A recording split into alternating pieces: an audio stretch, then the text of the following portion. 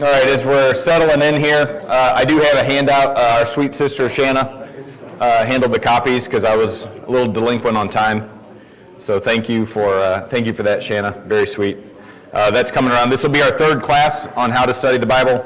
If you would like information about how to get into the Canvas course, I'm happy to do that for you. If you want a digital copy of all of these resources or access to them in a way that's not paper, we can certainly do that. Just see me after class and we'll try to get you in there. Thank you guys for the help passing out, Frank and John. I appreciate that. While that's going on, let's talk about the last one that we did. Let's talk about our homework.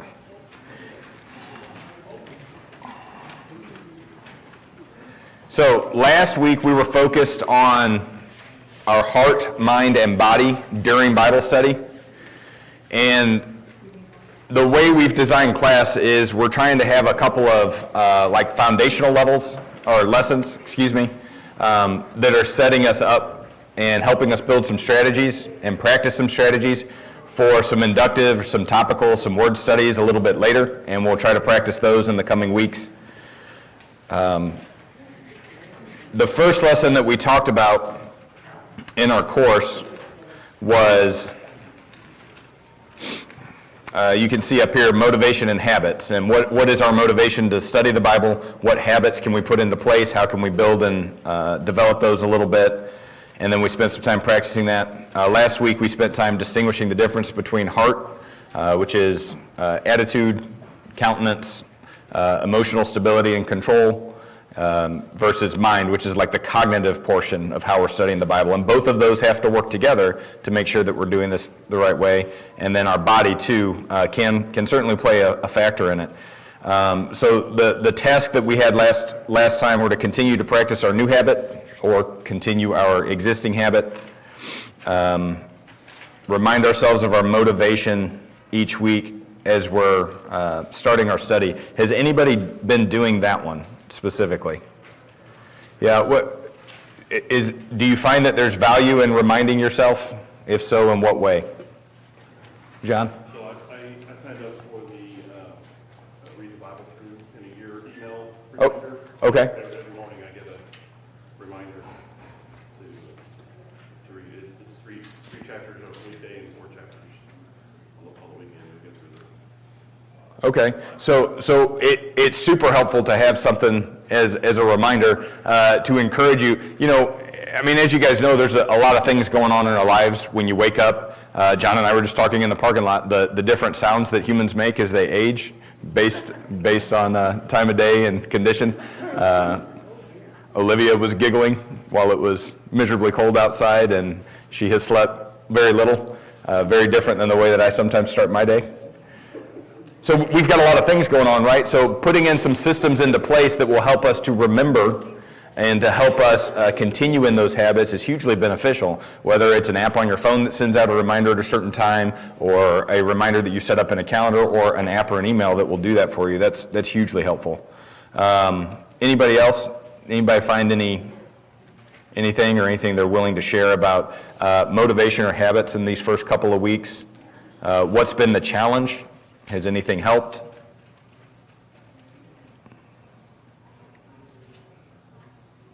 Yeah, Jacob? I found that in addition to set times, maybe even more maybe in the evening, also having some materials ready just if you find time. For example, is on the few days I don't have students in my room during lunch doing tests or whatever, I have different sermon series and things that I can watch, so I can still eat my lunch, but also kind of do a Bible study, take small notes on that, in addition to some of the other things. And then I have a coworker who's a very religious individual, not quite in church, but when she's trying trying to set her mind right. She always shares that she has audio recordings of different Bible books, or books of the Bible rather, and so if kids are on her nerves or she knows she's got to settle down and do a study, she'll pop in the scripture and listen to the section before she starts doing her study portion.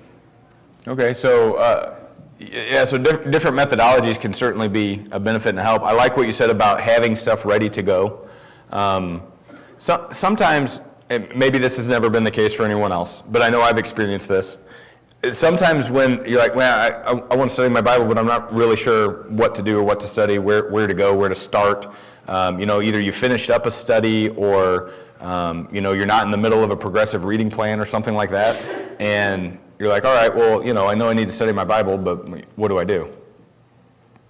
And so having a plan or, a Bible class to watch or a podcast to listen to or something like that to get some of your thought working is helpful. Regularly reading, whether it's part of a plan or not, is beneficial in that way too, because it doesn't take super long, as we all know, to come across a word or a section or something that we're curious about, or maybe slightly unfamiliar with, or maybe we think we understand it, but we're not sure, and then from that point to go on to a study. So having things ready to go certainly helps. Personally, I struggled maintaining the consistent time frame this week. We were off the entire week before, so it was really easy to do it during coffee. This week, waking up and trying to be at school by the time my contract starts around 7, that was a little bit more challenging for me. So my fixed times moved all throughout the day this week, so that's something I need to continue to try to hone in. What about, did anybody pay any attention to their attitude or mindset, either one, as they approach their study this week?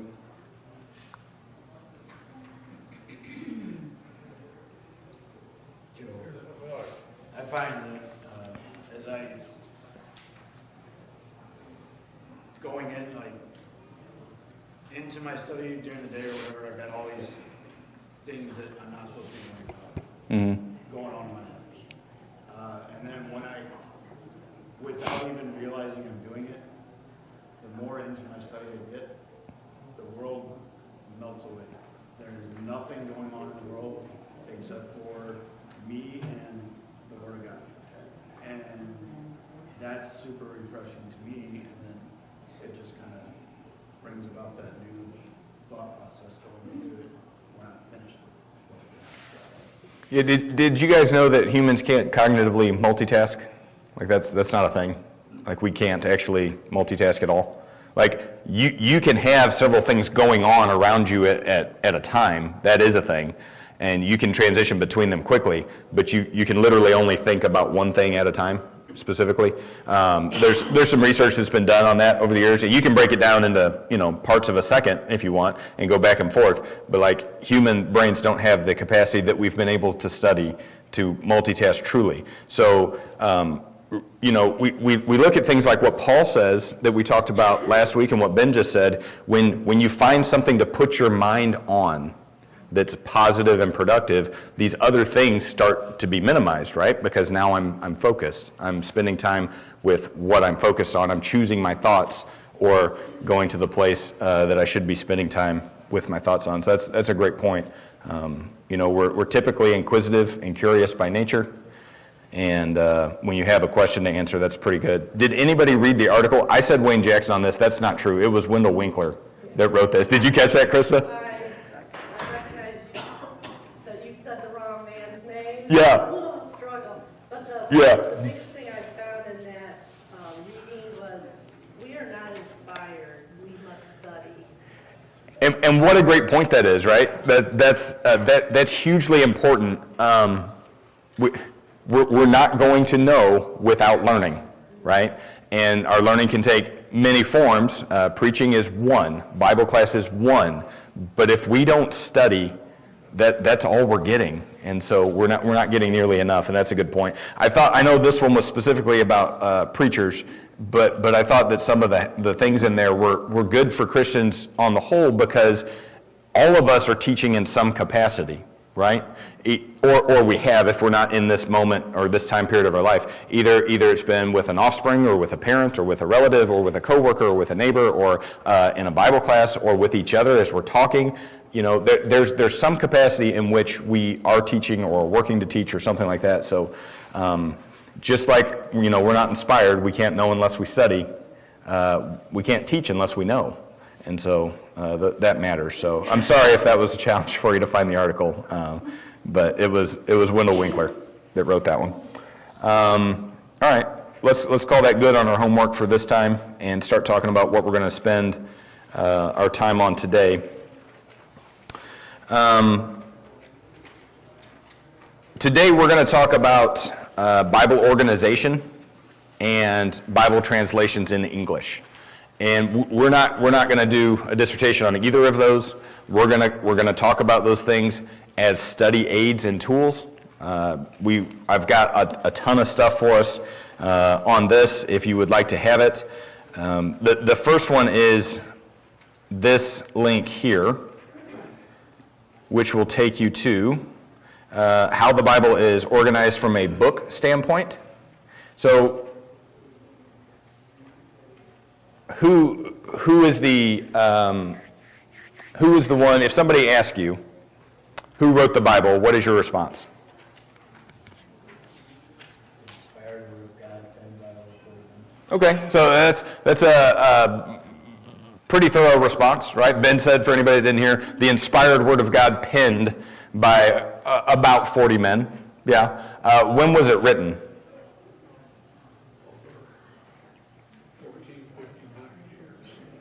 Yeah, so it was not written the way that books today are written, right?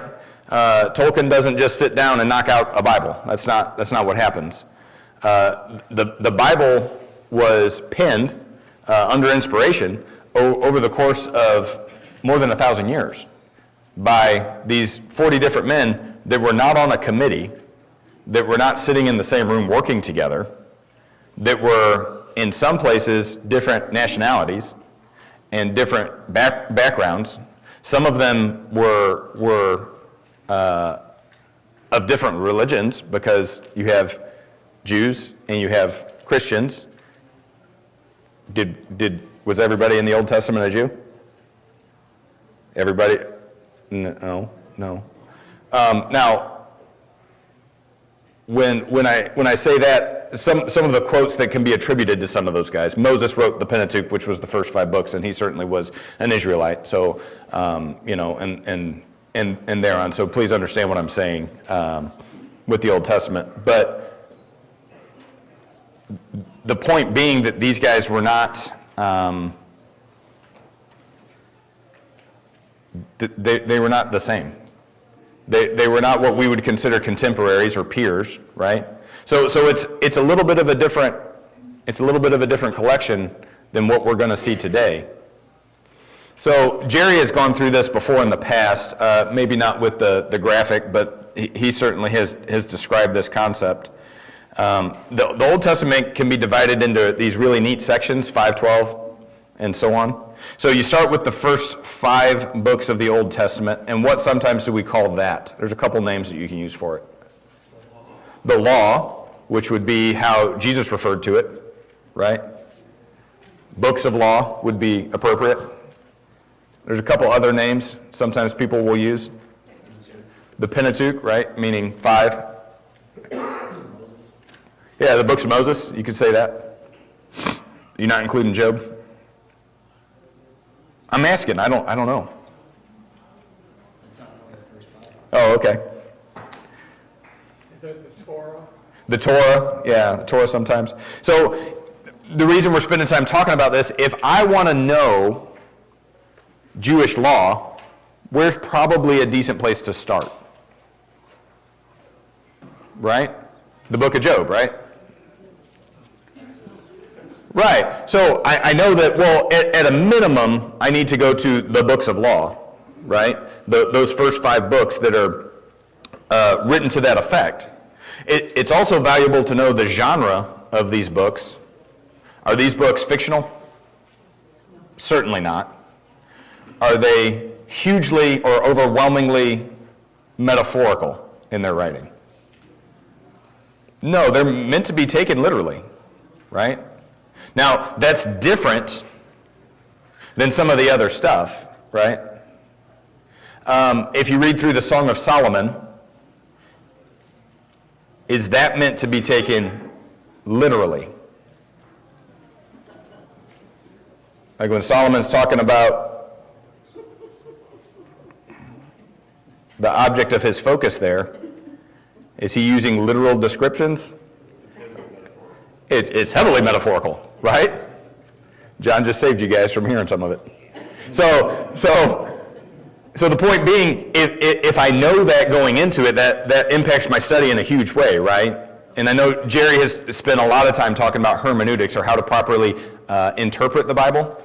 And without knowing this, it's really hard to do that. Now, you can gather this information very quickly and concisely from, if you have a Bible that has an introduction, right, in each chapter, it will generally tell you, and it's usually pretty good.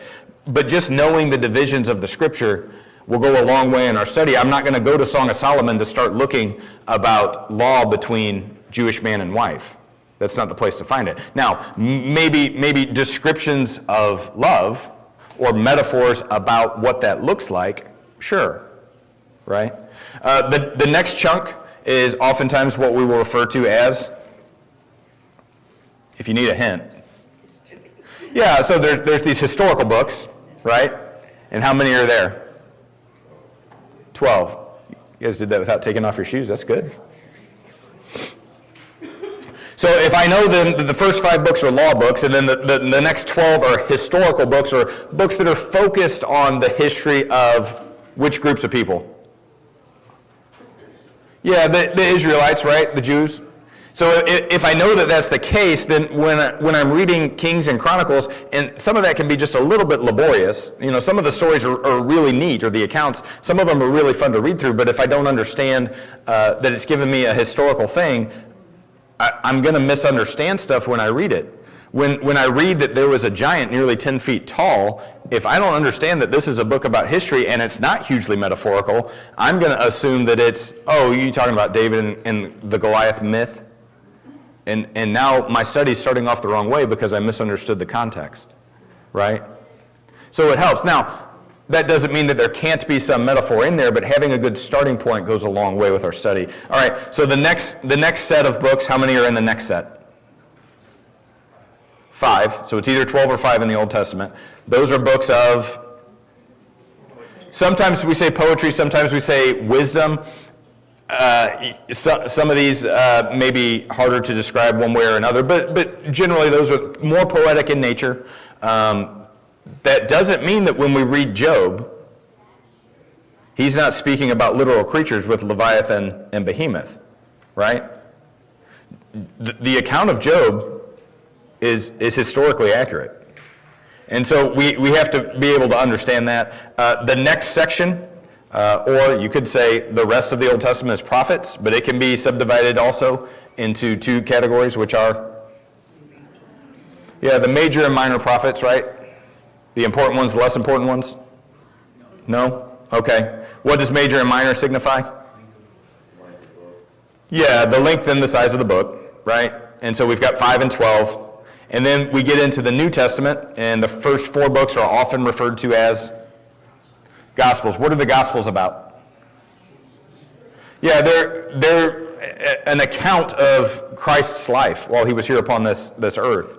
And they're designed to help people understand who the Christ is, to be able to identify him and testify to the things that he did, and to help people understand that he is in fact the Son of God. We have one history book here, which is Acts, and then we have epistles. What's the word epistles mean? It means letter, right? So these books, again, it helps us with our study to understand. And you could take that and you could divide that into Pauline epistles and the non-Paul epistles. But for our sake, that's probably sufficient. So understanding that these are a correspondence back and forth help you know when you enter your study who the target audience is, right? That might be harder to do with the book of Job. But with Corinthians, 1 and 2 Corinthians, who's the target audience? initially? Yeah, the Christians in the city of Corinth, right? Now, you could more broadly say all mankind, which would be appropriate, but having some understanding of that will let you know. Let's take Ephesians, for example. Who was Ephesians initially written to? The church at Ephesus, right? So was he talking about, was he trying to explain to people how to become saved? No. Well, why does it matter knowing that? Context. Yeah, it matters hugely, because when we get to Ephesians 2, and people are telling you, well, you're saved only through grace, because that's what it says in Ephesians 2, 8, and 9. Well, first of all, no, it doesn't. And second of all, he's writing to a group that had been baptized already twice. So he's not explaining to them how to put on Christ in baptism, right? Because we can go back to Acts and we can see that they were baptized under John, and then they were said, well, okay, well then what were you baptized into? And they said, well, John's baptized them. So then they were baptized again into Christ. So understanding that when we approach our study matters. And so as we move forward with our study, and we're trying to build some of these habits and things, this week, if you can remember to do so, remind yourself, verbally or non-verbally, but try to put an actual thought line in there of this book was written for this purpose, and remind ourselves of that, because it helps hugely when we get to hard to understand chapters, right? If I understand that Revelation is a book of prophecy, right, I'm not anticipating this type of conflict in between two countries, okay? I'm not looking for signs that aren't going to be there about the end of times, because that's not what it's about. So that's one resource that we've provided for this particular thing. There's also this one, which I would encourage us to do as part of our 15 minutes, if you can do that this week. Oh, boo, sad. Where's it? Oh, that's disappointing. All right. Let's get out the notes.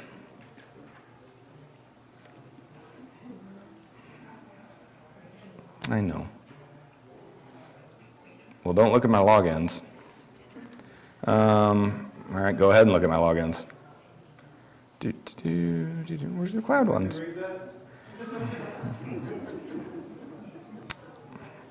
Hey, Kyle, was that on the screen for the recording? You guys take out a loan in my name, you're going to be super disappointed real fast. All right, well, I guess we are moving along. All right. At the beginning of your Bible, there is something called a preface. What does a preface do for you?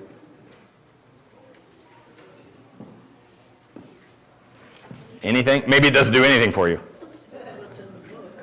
Yeah, it tells you about some things about the book. What kind of things does it tell you? I had it all highlighted. It was cute and adorable, and I mislinked it. Yeah, it gives you the headlines, right? It tells you important things in Bible prefaces specifically. It gives you important translation notes. It tells you where your translation comes from, why the translators made some of the decisions that they made, how to understand some of the markings in it. The one that I had was the Defending Your Faith Study Bibles. It's a one-page preface from Thomas Nelson. It's very concise. It's much better than some of the older ones that were 9 pages long. And it's easy to read, but it tells you where the Hebrew text comes from, what text was the primary source, and then what they've since verified it with. It tells you what the Greek text that was consulted was, and then how it's been since verified with other manuscripts. It tells you what NU means, or M. It tells you when you see footnotes, how to interact with those. So it's hugely helpful to understand that, because every Bible, unless you're using the same print from the same manufacturer, is laid out just a little bit differently. So if you don't understand that, even if you're familiar with the Bible, they may use an abbreviation or a notation that's not something that you see all the time, or that's maybe a little bit different than the way somebody else uses it. And so understanding those things goes a huge way into understanding how the your specific Bible is organized and laid out. And that matters. If you pick it up and have no clue that you've just picked up a reader's copy, I was showing this to Dee and Jacob not too long ago. Does anybody own a reader's copy of the Bible? So it's essentially novel form. So when you open it up, a lot of them, depending on which one you get, will have up at the top the section of verses it is, but will have no chapter or verse notations in it whatsoever. It's just paragraphs and sentences. And so it's designed to help the fluidity of reading. Now, not a great reference tool, right? I'm not going to bring that and preach from it because I'm going to get lost. I won't be able to do that very concisely. That's different than a line-by-line, verse-by-verse version, which, if I understand that, I may be on alert for, well, where would the natural breaks grammatically be? Remember, it was not written in English, okay? And let's get into that conversation a little bit, and then we'll start some practice. Rather than spend a lot of time talking about translations, because that's been done kind of to death, I'm going to point out that I put in a new section under the very top part of our class resources. There's this new thing here. We did a sermon a couple years ago on how we got the Bible. There's 2 parts to it. Those are linked here. Maybe it might just take you back to the Bible bookshelf, but it's supposed to be linked there. And then we have this one, and I put the source on it because I think that's important to remember that this stuff comes from man. But what this is demonstrating is the difference in translations when they were translated. We're not going to use the word written. And then what their general sway is, whether they're word for word or thought for thought. A word for word translation takes a Greek word and does what with it? It tries to give you an English word that's really close. Now, they may change some of the phrasing around a little bit, but they're trying really hard to be as close to that original Greek as they can. A thought for thought version is doing what instead? Give you a general idea. They're giving you a general idea, and if you want an extreme example of this, you can see those there. The NIV heavily tilts that way. But if you pick up a copy of the Message or something like that, you'll see a section heading, kind of like that Reader's Bible, where it will say these 2 verses, and it will give you like a 2-sentence summary of what those 2 verses are. So it's understanding what you're using is critically important, okay? This is, again, just a resource for you to use. I don't want to get lost in this a little bit today, and what I would rather do is practice this a little bit today. So let's start with Matthew 5:32. Now, on your handout, and if you're using the digital stuff, hopefully it's the bottom link here, Class 3 handout. Hey. The second point, the in-class practice, will take you to Blue Letter Bible, which I think is a really good tool for this, okay? And I know that it's pretty small up there. Up in the middle section, there's a little white box that you can type into, and that will get you to where we need to be. So if we put Matthew 5, it will take us to Matthew 5. Now, again, understanding, this is a line-by-line type of layout. So each verse is its own line. If I go down to Matthew 5 and verse 32, would somebody, and you can use whatever you've got in front of you on paper too, would somebody read Matthew 5:32? This one right here is on the New King James. If you've got the New King, that would be a little bit more in line with what we're doing, but any version will work right now. But I say to you that whoever divorces his wife for any reason except sexual immorality causes her to commit adultery. And whoever marries a woman who is divorced commits adultery. Okay, so that's the verse that we want to look at. Now let's go back to our handout for just a second and see what the question is. It said, using Blue Letter Bible, identify the difference in Matthew 5:32. So what I'm asking you to do, and that's the QR code right there, hopefully, is when you're reading that on this particular resource, if you click on the verse it will immediately give you several things, and I'll zoom up here for the sake of seeing these. Up here it will say interlinear. That is showing you what the English word is, the Strong's number, and then the inflected root or transliterated word. And then over here, you can look at the parsing that tells you like the part of speech it is, I think. If you have any questions about Greek, see Jacob, or Sue. So that's a useful resource, right? If we're trying to identify the original word and we want to do a word study on that, and we'll practice that a little bit later. The other tabs up here, you've got cross-references for this verse specifically. Is this verse referenced anywhere else in the Bible or similar themes? Then if we click on Bibles, that's what I want us to do right now. We get more translations than you can shake a stick at. Is that a saying? Feels like a saying. So let's look at this a minute and see how English translations can matter in our study and why there's probably value in using a couple. So Dorothy, correct me if I'm wrong, but you probably read that out of New King James, right? Okay. So somebody read to us the King James, and if you have it, that's fine. If you want to read it off the screen, that's fine. And I say unto you that whosoever shall put away his wife, saving for the cause of fornication, causeth her to commit adultery, and whosoever shall marry her, and is divorced, committeth adultery. Okay, so what's the big distinction there? What's the difference? Fornication and sexual immorality. Yeah, fornication and sexual immorality, right? Are they always the exact same thing? No. They're not. So that matters huge, right? Here Jesus is talking on the Sermon on the Mount about the reason it's okay to get divorced, or the reason divorce is permissible, would probably be a better way to say that. And we've got in the probably two most common, within the Brotherhood, most common translations, abroad, the NIV might be taking over a little bit. I don't know that.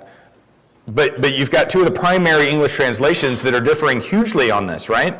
So if we expand our translation usage here a little bit and keep looking, I'm not advocating for some of these other ones. Know that as we're looking at, but there's some value in looking at them to get maybe another idea. The NLT, it uses this word. Would somebody read the NLT for us? But I say that a man who divorces his wife unless she has been unfaithful causes her to commit adultery, and anyone who marries a divorced woman also commits adultery. Is unfaithfulness the same as sexual immorality and as fornication? So context starts to really matter here, doesn't it? Because in what context are we using the word unfaithful? Sexual immorality is at a minimum restricted to sexual activity of some sort, in some capacity. Fornication's pretty specific, right? Unfaithfulness is a little bit broader. What about the NIV uses sexual immorality? The ESV, which is one I think probably deserves a place somewhere in your library, maybe not as a primary, but somewhere because of the readability of it. Somebody read that one for us, please. But I say to you that everyone who divorces his wife except on the ground of sexual immorality makes her commit adultery, and whoever marries a divorced woman commits adultery. So there's a little bit here that's different too. What's different in this one? So we're back to sexual immorality, but what's different? Yeah. So these other ones say causeth her to commit, causes her to commit, causes her to commit. NIV said made her a victim of. The ESV says makes her commit. Those are not always one-for-one parallels. They might be getting towards the same thing. If we go to the New American Standard, we can see that the 95 version and the 20 version are not the same either. One, in the 20 version, we have the sexual immorality, and the 95, the one from 1995, says unchastity. So, using various translations, even if you're not comfortable with Greek word can be hugely beneficial, okay? Because it can give us an insight of what various groups of translators have decided to do with this particular passage. So maybe this one using English translations alone is insufficient. Maybe we can't come to a consensus, right? And so we can look to other places and see what other places that deal with this topic have done. And so you could go to other places to do that. We don't have to, just for fun, we'll use Young's Literal, which is a hysterically ironic translation. But this one says, save for the matter of whoredom. So if she's not getting paid for it, you can't divorce her. So it matters what translations we're using, right?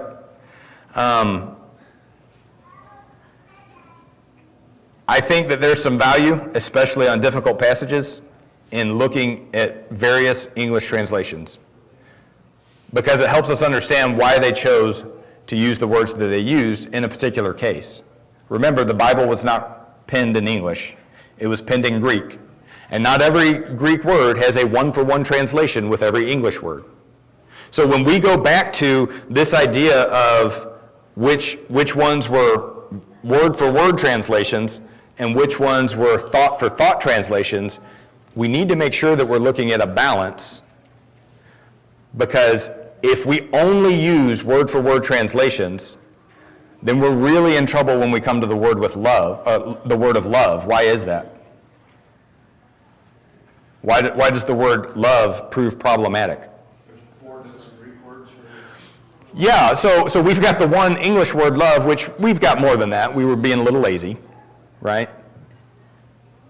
And so now I've got to figure out what's the appropriate kind of love.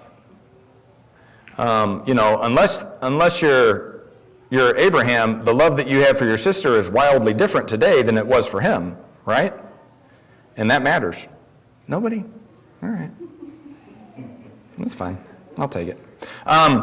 Let's look at another one. Can I have, Yeah. shouldn't we also be leery of getting translations that are translations of a translation? Oh, that's a great question. Absolutely, we should. So most of our English translations are updates on King James.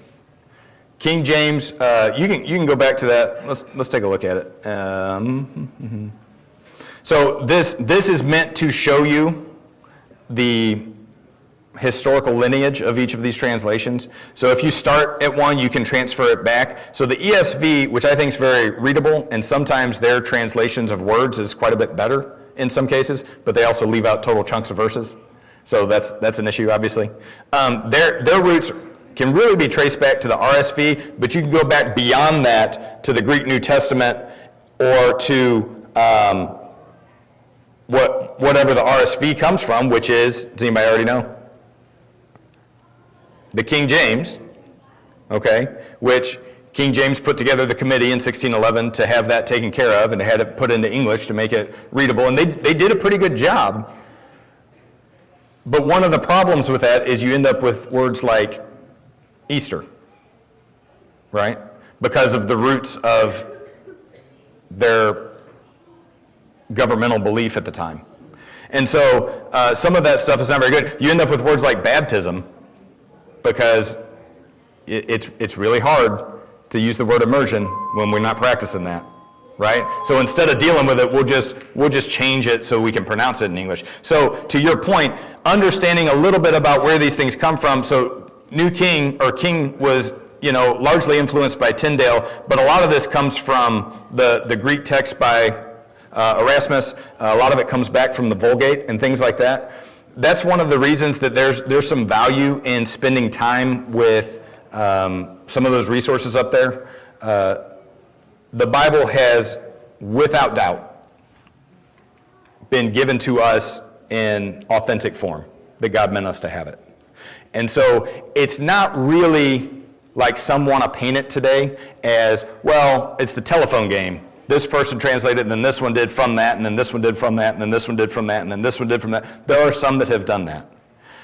But when you look at the over 5,000 manuscripts of Greek text, and you compare them to things like the Dead Sea Scrolls, which were found after most of those translations were there, and really the only difference is a couple of punctuation points or a couple of small word order choices, we can know that our copy is fairly reliable. And I would suggest, maybe somebody else has some better insight, that when we're doing this, King James is generally pretty reliable. New King is generally pretty reliable. New American is generally pretty reliable. Anything you use out of that, beyond that, I would say just be a little bit cautious, but pay attention to it. Does anybody have some more insight on that topic? I want to look at another place as we get ready to wrap up, where some of this stuff can matter hugely. When we're going to this, if we're trying to get a fuller understanding of what that is, where'd my thing go? Okay, so instead of going to Bibles, if I want to go back to the Greek part to make sure that the English translation I'm using is handled it appropriately, I can go over here and I can look at the Strong's number. All right, so there it is. Here's our word here in Greek. All right, it's the phonetic spelling is porneia. That may look familiar. You guys have probably heard this before. Here's my Strong's number. If I click on that, this is hugely helpful because it will tell me the Old Testament results from the Greek Concordance. The LXX is one of the main manuscripts for Old Testament. Remember, the Septuagint was probably what was being circulated, most definitely, when I say the word probably, in the first century at the time when they had the Law and the Prophets. A lot of times they were reading out of if they weren't reading the Hebrew, they were reading out of the Septuagint, which was a collection of the Old Testament. And then we have a Greek Concordance here. These are the different ways that it's been translated. And you can see that in each of those verses. We see fornication. We see sexual immorality, but the context is different just a little bit because it's talking about idolatry, but then it goes back to sexual immorality. So did they make a mistake there where all of a sudden we're talking about things that were they talking about idolatry, that kind of fornication, instead of sexual immorality? And did they do that one a little bit wrong, or were they right with it? Was that one supposed to be all of a sudden in there? Again, all questions go right to Jacob. I think there's quite a bit of value in taking a look at that and seeing the ways that it's translated in different places. And so that's one resource you guys now have to do that. Let's talk as we close here about our homework for this week. I did put another thing on there. This link here in our in-class thing was from Bible Gateway. It will let you put up to 5 translations side by side in giant chunks.